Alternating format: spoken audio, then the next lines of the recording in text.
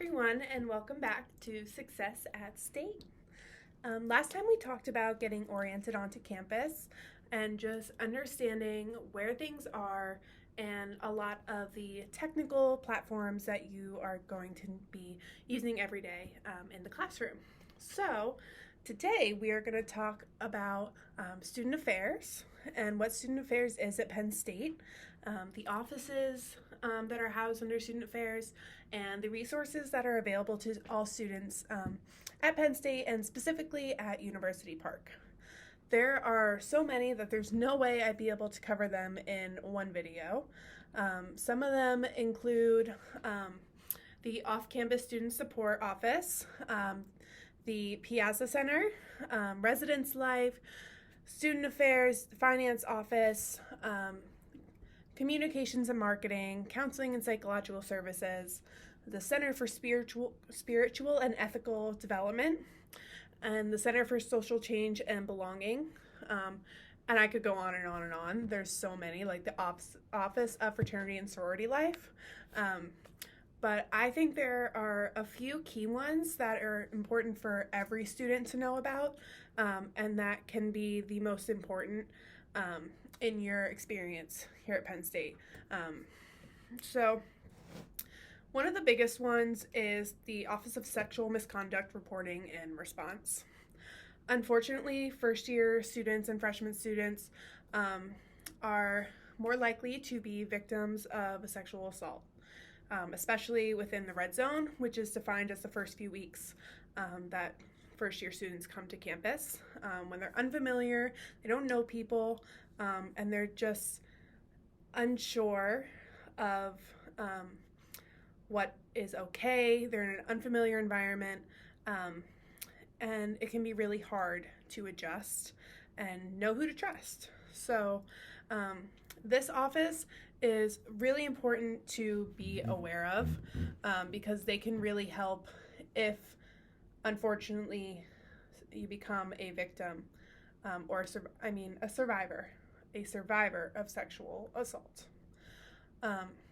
So to delve a little bit into this office more, some of the things that they state in their mission statement is they are committed to fostering an environment free from sexual or gender-based harassment or misconduct.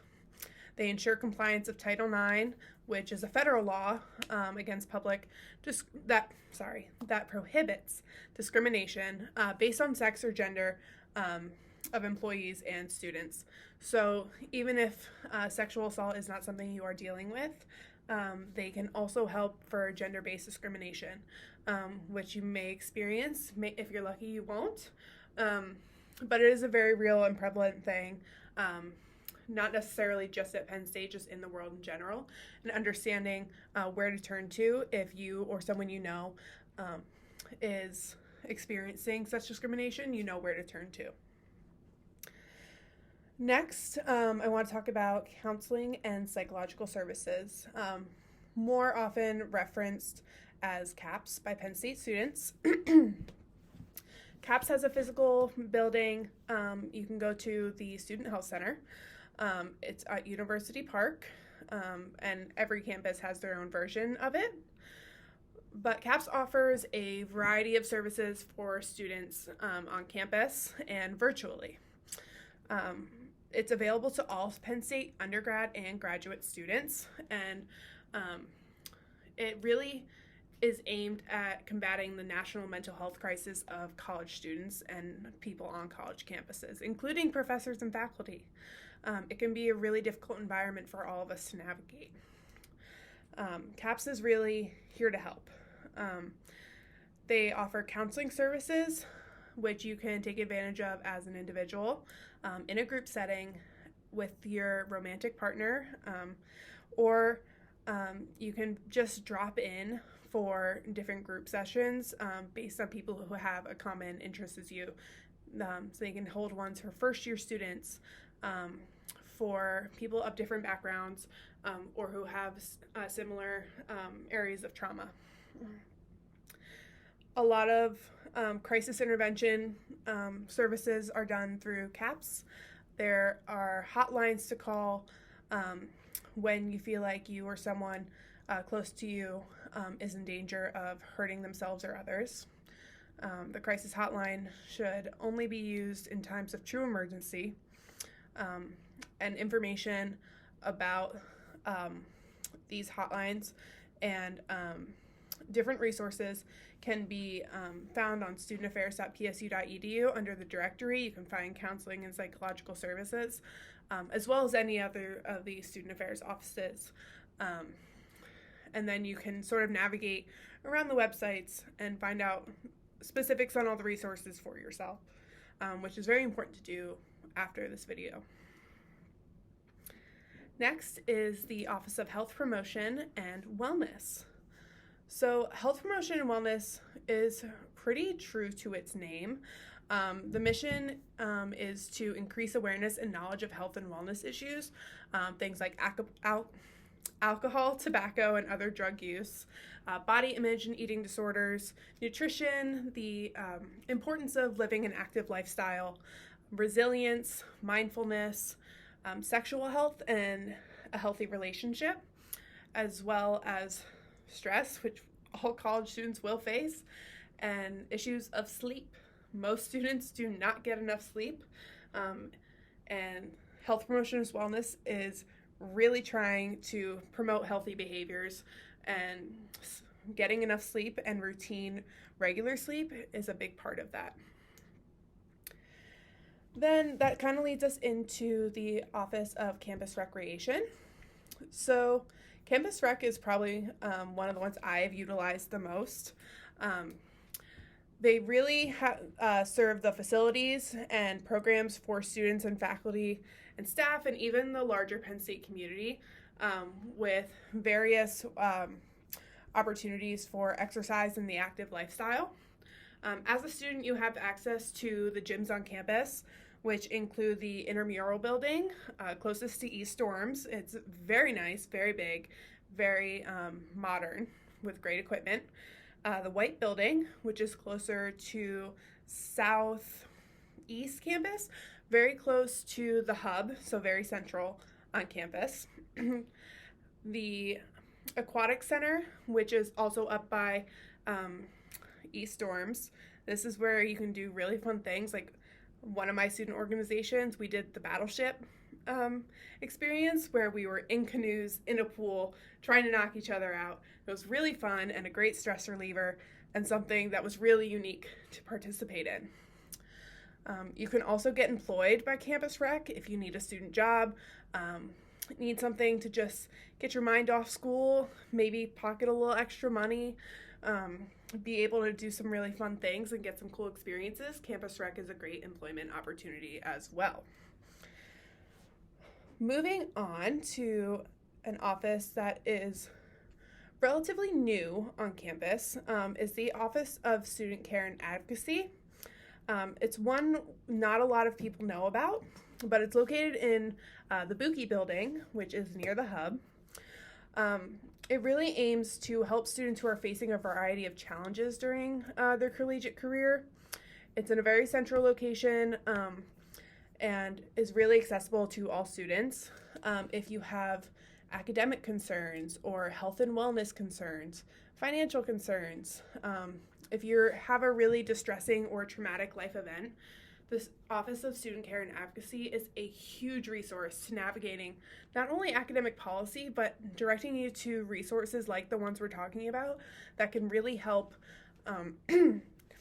mitigate some issues and make sure you're successful in the future.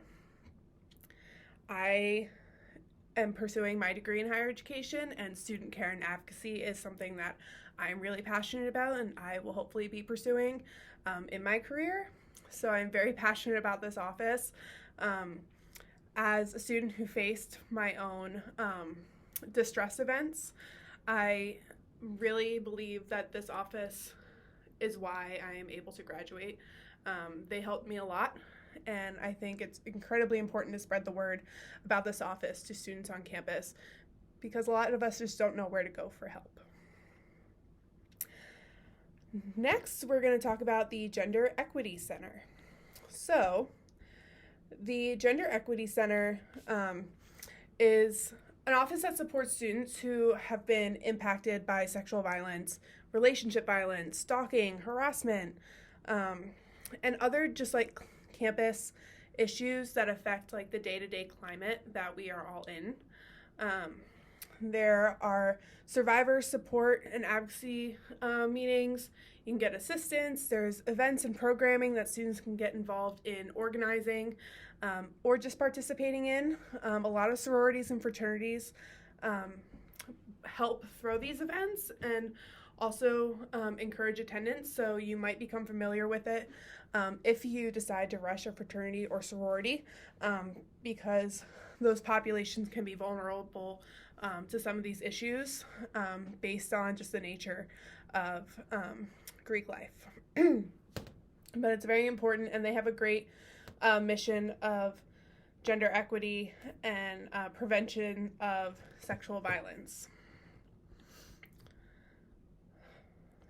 The last one we're going to talk about is the Paul Robeson Cultural Center.